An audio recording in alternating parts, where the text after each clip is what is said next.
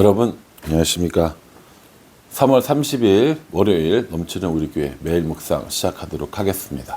오늘 본 말씀은 요한복음 18장 12절부터 27절까지 말씀입니다.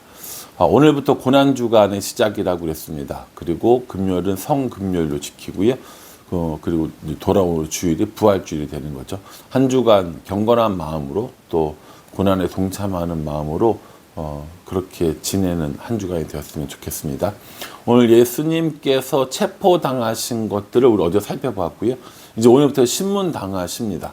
예수님이 이제 신문당하는 이제 그 과정들이 나오는데 맨 처음엔 안나스, 그 다음에 가야바, 그 다음에 빌라도 이렇게 신문을 받는 거죠. 요건 조금 이해가 필요한 부분이 있어요. 왜 이 사람들에게 신문을 받았지라고 할 때 이스라엘이 로마의 식민 지배를 받고 있단 말이에요, 지금. 로마의 식민 지배를 받고 있는데, 로마의 식민 정책은 뭐냐면, 법률이 정한 바에 의해서 이렇게 어떤 통치를 하지만, 종교에 관한 문제, 어떤 생활 간섭에 관한 것들은 자치권을 줬습니다. 그러니까는 로마는 그 다신교 사회이기 때문에 너네가 믿고 싶은 신을 믿어. 이렇게 한 거죠. 너네가 믿고 싶은 신이 뭐냐면 그 유대교인 거예요. 그러니까 믿어도 돼.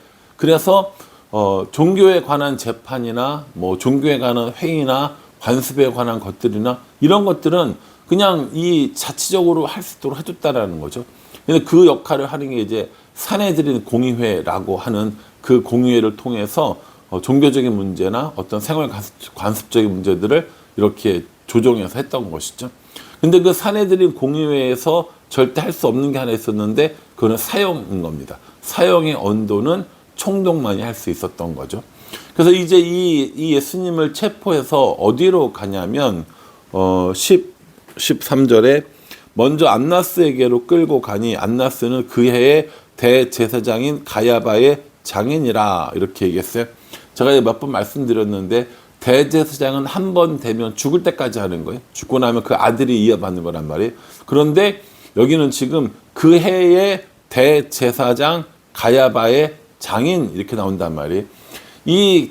그 해의 대제사장이라는 건 원래 이 종교법에 의하면 말이 안 되는 겁니다. 한 번 대제사장은 죽을 때까지 하는 거기 때문에. 근데 로마 정부의 간섭에 의해서 대제사장을 돌아가면서 하고 있다라는 겁니다. 그의 대제사장의 이름은 가야바였습니다. 근데 그 가야바의 장인이 안나스라는 사람인데 이 안나스가 로마 정부에 의해서 이렇게 임명받은 첫 번째 대제사장이었다라는 거죠. 그러니까 대제사장인 내가 대제사장 역할을 쭉 하다가 이제 임기가 끝났어요. 임기가 끝나니까 어떡합니까? 다음 사람에게 넘겨줘야 될 거 아니에요. 그러니까 누구에게 넘겨주는 거예요? 사위에게 넘겨준 겁니다. 사실 실질적으로 다 마찬가지죠. 마찬가지로 이제 다 자기네들끼리 해먹는 거죠. 그래서 이제 어떻게 합니까? 예수님을 체포해 온 사람들이 예수님을 체포해서 대제사장 가야바에게 가는 게 아니라 안나스에게 먼저 갑니다. 안나스는 누굽니까? 증경 대제사장인 거죠. 우리가 무슨 어떤 조직에서 회장하면 그 회장 전에 했던 사람을 증경회장이라고 부른단 말이에요. 마찬가지로 대제사장은 대제사장인데 증경 대제사장인 겁니다. 지금 있는 대제사장보다 먼저 있었던 대제사장에게 먼저 데려갔던 거죠. 전임 대제사장에게.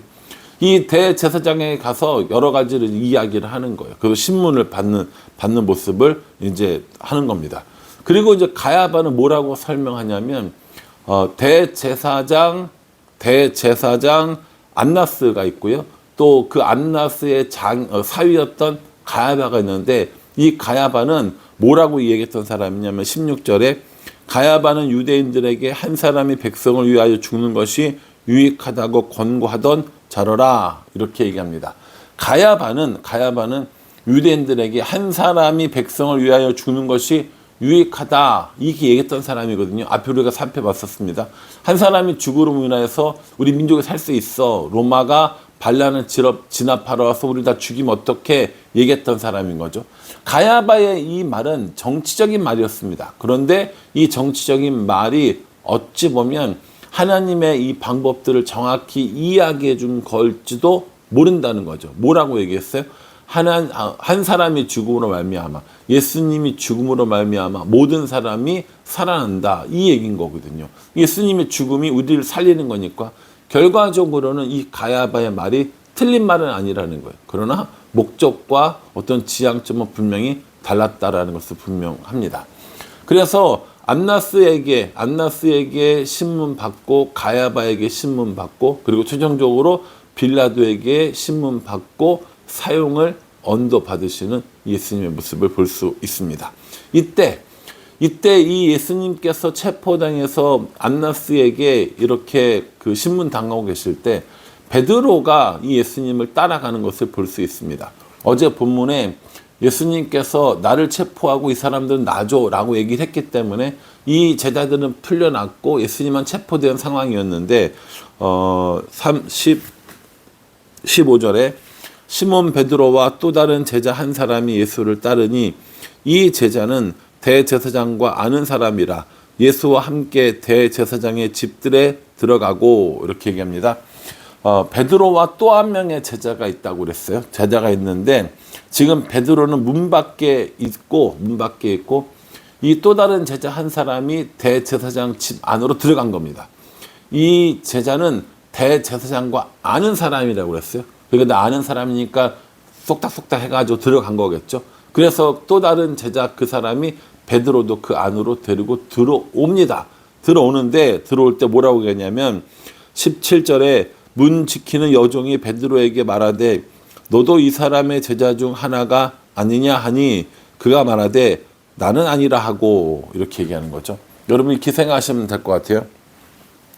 대제사장의 집이 있어요. 문이 있단 말이에요. 문이 있는데 이제 이 또 다른 제자는 이 대제사장과 아는 사람이어서 여기 이제 들어갈 수 있었던 거예요. 들어가 있었고 이 대제사장 집 밖에 베드로가 있었던 거죠.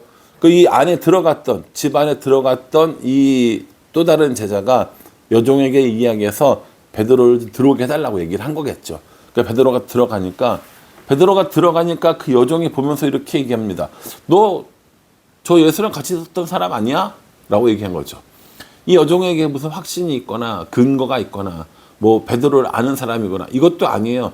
어찌 보면 무심결에 이야기한, 어찌 보면 지금 상황이 예수님을 믿는 사람이 누구냐 이런 것들 때문에 되게 소란스러운 상황이니까 너 저 사람 따라다니는 사람 아니야? 라고 이야기했는데 베드로가 덜컥 물어버린 거죠. 뭐라고 얘기했습니까? 나는 아니라. 예수님께서 조금 전에 이 체포하러 온 사람들에게 누구를 찾느냐? 나사렛 예수를 찾습니다. 내가 그니라 라고 이렇게 얘기했는데 오늘 베드로는 너 예수님하고 같이 있던 사람 아니냐? 라고 물어보니까 나는 아니다 라고 이렇게 대답을 해버리는 거죠. 이 얼마나 사실은 베드로 입장에서는 당황스러울 만한 질문이었겠습니까? 아마 베드로가 엉겹결에 이렇게 이야기했을 수 있겠구나 라고도 한 번은 생각해 볼 수 있을 것 같아요. 그런데 그렇게 베드로가 부인하고 있을 때 19절에 대제사장이 예수에게 그의 제자들과 그의 교훈에 대하여 물으니, 이렇게 얘기합니다. 이제 뭐예요? 이제 가야바와 안나스에 의해서 신문 받는 거예요. 뭐라고 물어보냐면 너 지금까지 얘기했던 여러 가지 것들 다시 한번 이야기해봐. 정말 그게 맞다고 생각해? 라고 얘기하는 거죠. 예수님께서 뭐라고 얘기하시냐면 야, 그걸 왜 또 물어봐. 내가 지금까지 얘기하고 내내 얘기했고 계속 얘기했고 근데 그걸 또 물어봐. 이렇게 얘기하는 거죠. 우리가 주일날 이 말씀 이런 부분들을 한번 얘기했었어요. 그렇죠? 예수님께서 하나님의 아들이심을 이야기를 했고 그 수많은 말씀들과 기적을 봐도 사람들은 하나님의 아들이라는 것을 믿지 않았다는 겁니다. 이 대제사장들이 신문하면서 뭐라는 걸 또 물어보는 거예요. 너 그래서 너의 주장이 뭔데? 너의 이야기가 뭔데? 라고 이야기하니까 예수님께서 이제는 더 이상 이야기할 필요가 없다고 생각하시는 거죠. 그래서 뭐라고 얘기했냐면은 21절에 어찌하여 내게 묻느냐? 내가 무슨 말을 하였는지 들은 자들에게 물어보라. 그들이 내가 하던 말을 아느니라. 이렇게 얘기합니다. 왜 그걸 또 물어보냐? 나한테 들은 사람이 얼마나 많은데, 나의 기적을 본 사람들이 얼마나 많은데 그걸 또 물어봐라고 이렇게 얘기한 거죠. 그랬더니 옆에 있던 한 사람이 이렇게 얘기합니다. 22절에 이 말씀을 하심에 곁에 있던 아랫사람 하나가 손으로 예수를 쳐 이르되 내가 대제사장에게 이같이 대답하느냐 하니 라고 이렇게 얘기합니다. 참, 이 사람이 나중에 어떻게 됐을지가 궁금하긴 합니다. 이거죠. 자기가 모시고 있는 대제사장에게 불손하게 행동을 했다 이겁니다. 그래서 어떡합니까? 예수님 손으로 때려요. 여러분 예수님 손 때렸는데 그냥 이렇게 톡 쳤겠습니까? 아니죠. 뭐 따귀를 때렸든지 등짝을 때렸든지 이런 거겠죠. 예수님을 모신다고 하면서 그 대제사장을 모신다고 하면서 과잉 충성하는 거예요.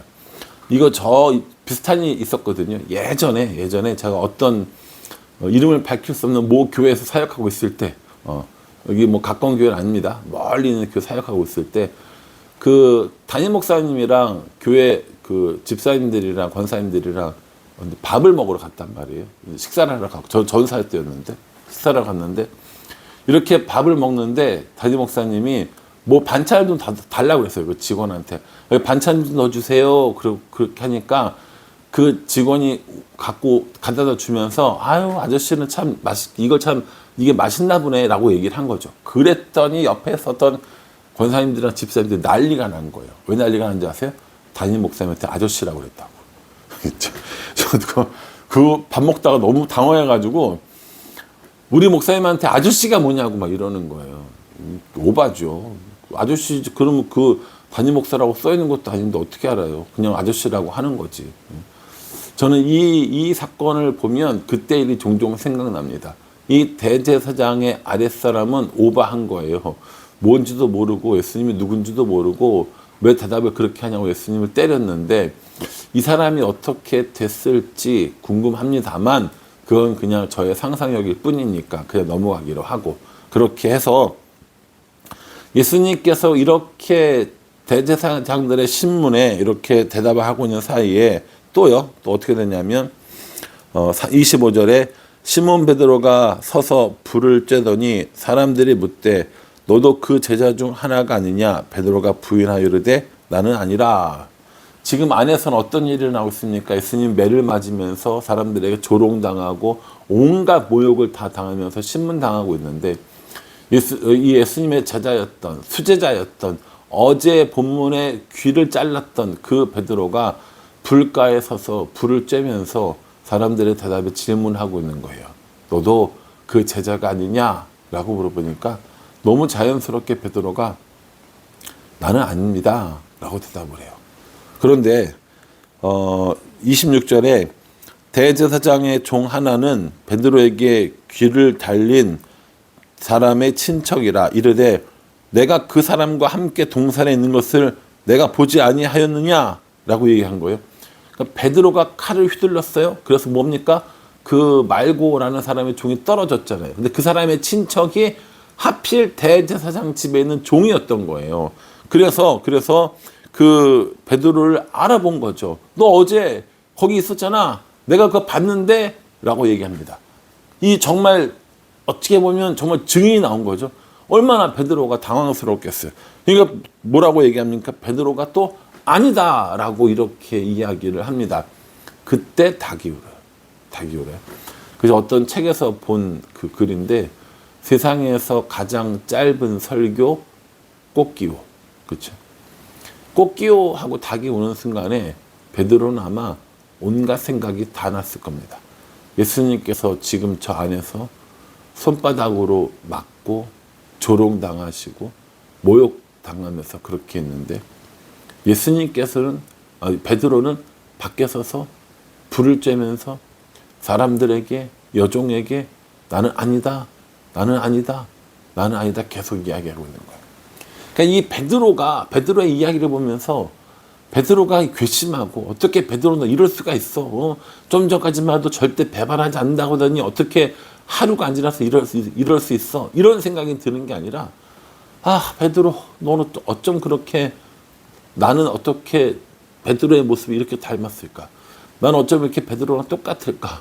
나의 이익 앞에서 내가 손해보는 것 앞에서 나의 목숨 앞에서 내가 얼마나 많이 예수님을 부인하고 예수님을 모른다 하고 예수님을 믿지 않는 사람처럼 행동한 일이 얼마나 많았는가, 이런 걸 생각하면 속이 상한 거예요. 속이 상한 거예요. 베드로도 얼마나 속이 상했겠습니까? 그래서 성경에 보면 닭이 울고 나가서 심히 통곡했다고 그러는데, 그 통곡하는 마음이 이해가 되는 거예요. 머리로는 예수님을 부인하면 안 되는 거 알아요. 예수님을 따라야 되는 거 알아요. 손해가 나도 불이익이 있어도 죽더라도 예수님을 따라야 되는 거 알아요. 그런데 그 자리를 피하고 싶은 겁니다. 손해보고 싶지 않은 겁니다. 사람들의 눈이 두려운 겁니다. 그게 베드로가 그랬고 그게 오늘날 우리들도 똑같다는 거예요. 얼마나 이게 속상하고 안타깝고 창피한 일이 아닌가라는 생각을 해봅니다. 베드로 나쁜 놈이라고 이렇게 이야기에 앞서서 나 자신을 들여다보면은 베드로와 다를 바가 하나도 없는 겁니다. 오히려 더 베드로보다 나쁘면 나쁘고 악하면 악했지.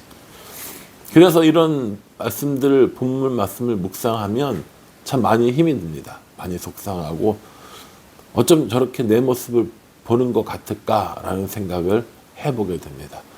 베드로의 이런 부인은 우리들에게 참 많은 것들을 알려줍니다. 장담할 수 없구나.